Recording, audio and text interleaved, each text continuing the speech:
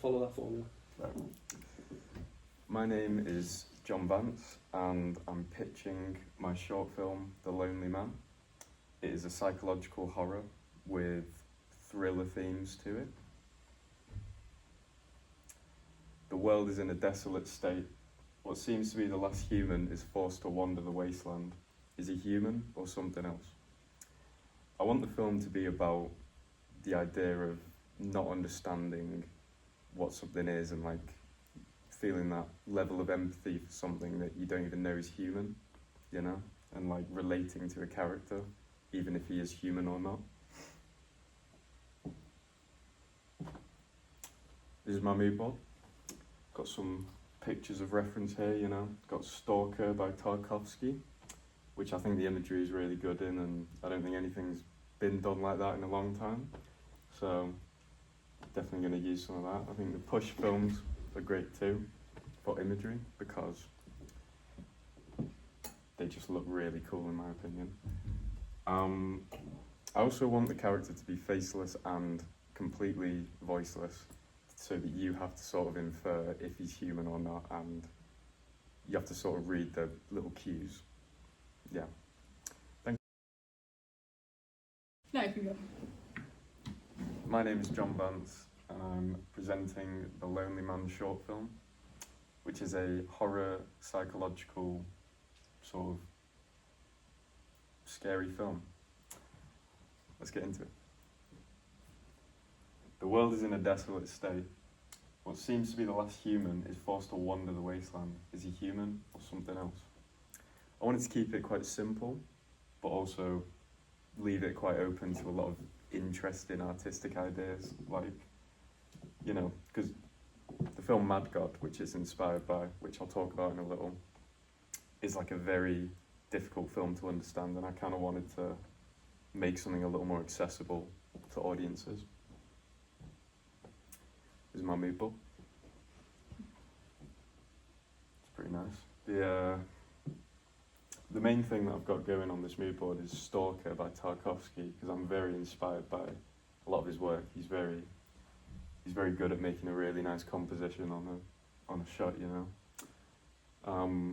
I also love the colours he uses, the dreariness, but also the kind of like vibrant, you know, beautiful colours that he also uses as well. It was really nice. I think I've used a bit of Pusher films as well here, specifically these three images. And I really like them because they use a very aggressive colour, just like one colour to sort of represent the emotions and moods of the scene. I might do that because my character is faceless and voiceless. It'll be a lot easier to sort of represent how he's feeling. Some of these are from video games, actually, the Stalker games, inspired by the film. And I just thought they were really good for a bit of post-apocalyptic imagery, you know, all that good stuff. The imagery, feel, and inspiration. My inspiration for the imagery are films such as Mad God, Stalker, and the Pusher trilogy. There's a similar look to all of these, but they all have very different themes, one being very fantastical, one being just about a drug scene, and the other just like about something random, to be fair. And because of Mad God being a stop motion film, I just realised my head's been cut off for a while. I had a go at making some clay models. I thought I did a pretty good job on these, to be honest. Very Mad God-esque, very Mad God-esque. Here's actually a little guy from Mad God that I was inspired by. Yeah, and I wanted to maybe try out these techniques in my film because it's a really fun thing to do. So the main character, there's only one character in this story, and it is the lonely man. Or is he a man? I did some mock-up drawings here, very, very inspired by Mad God, as you can see. Similar sort of outfit and level of detail. This guy is a bit weird. This is not what I really was after, to be honest. I don't know why he's there. But the gas mask is what I really want, because it represents like sickness and illness, and it makes you feel like the world is in a pretty horrible state and it's like not inhabitable almost. This is just another bit of concept art, something to be inspired by. Yeah. For locations, I wanted it to look very abandoned, dreary, sort of run-down, derelict vibe, you know, like almost as if the world is sort of like post-war, but you don't really know what happened. And I would like to use a lot of Manchester for these locations, because they are very, very derelict and quite horrible, to be honest.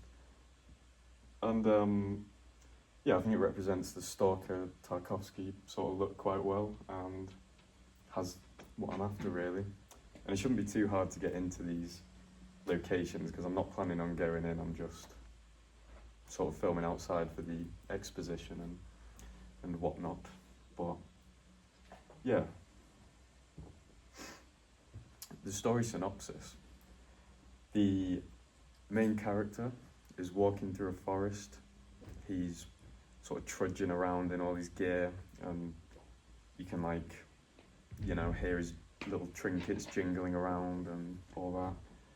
And then he hears a child crying and runs off to this thing that he's heard, which is a child crying. And you're meant to then sort of infer whether he's going there to save it or he has ulterior motives. You know, you're not sure because you don't know if he's human. And then when he gets there, it's not actually a baby. It is a little baby monitor playing the noise out. So he's like, I thought it was going to be a baby here, to be honest. Then this massive wooden thing comes and like hits him in the face nearly. So he's like, oh, some guy's set up a trap almost, you know, what is this world I live in? It's quite horrible. And I want that to kind of represent the, like, you still don't know what he is because you don't know what his motive was, because you never saw what he was going to do to the child. And that is exactly what I'm after. Yeah, I mean, if we go back to the, can I get my technician on this? If we go back to the mood board, possibly. Yeah, so I also actually, I forgot to mention this, I looked at Dark Souls, which is a bit of a different vibe because it's not modern, it's medieval. But I almost wanted my film to have a timeless feel to it, you know, like a slightly medieval but possibly futuristic, you know, with all the trinkets and the weapons and the general feel of the vibes, to be honest. You know what I mean? Yeah, I mean, if we go to the end one now,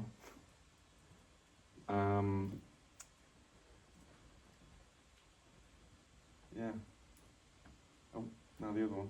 But you were on the right one. I was just looking at the cool picture in it. Has anybody got any questions? Any questions after that? So, you describe your protagonist, I assume, as a faceless man. Why? Why is he faceless? Why do you not want your character to have an identity? What is the reason behind that? Because the purpose of the film, the main underlying theme is what makes someone human. And if you gave that away too quick, I feel like it would take away from the initial message of, is he a human or not? And then, because the whole point is, throughout the film, he's doing all these things and little subtle mannerisms that make you think he's either, you know, maybe not or maybe is. And then by the end, you come to a conclusion. But if I gave that away too early, wouldn't really be much point. So it makes the story more like tense and mysterious. Yeah, it gives it that sort of ambiguous feel. Which gives it, I think, that gives it the kind of thriller. Yeah, feel. yeah. More on the production side, what are sort of, because you mentioned that you want the film in more like, you know, derelict, like less populated, less like safe places to like give it a sense of like uneasiness and stuff. Oh yeah. What do you think, like the safety precautions, and how would you go around that when Well, filming? There'd have to be a few, for sure. I mean, you could never be too careful, as they say. Mm-hmm. And Yeah, I mean, it's a pretty dangerous thing being in an abandoned building. So I think to avoid that, I'm gonna have them outside of the abandoned building. You're So not planning on actually being on the inside. You just. I think if we were doing it inside, I'd probably do a studio set yeah, that with- makes sense. because it would be a small environment, then you can keep it controlled. But I'd get B-roll of like the outsides of the buildings Mm. on location. Yeah. But I'm not risking having my actor falling through the stairs and having to find another one. You know what I mean? Yeah. So, any more? I've got questions. So this image in the background and Yeah. this one, are these related to your story? Are they there Yeah, for because- a reason? They are both from, well, the first one, if you go back. This one's from Stalker, one of the most iconic shots in the Stalker film. Very inspirational for me and my ideas. Go to the next one.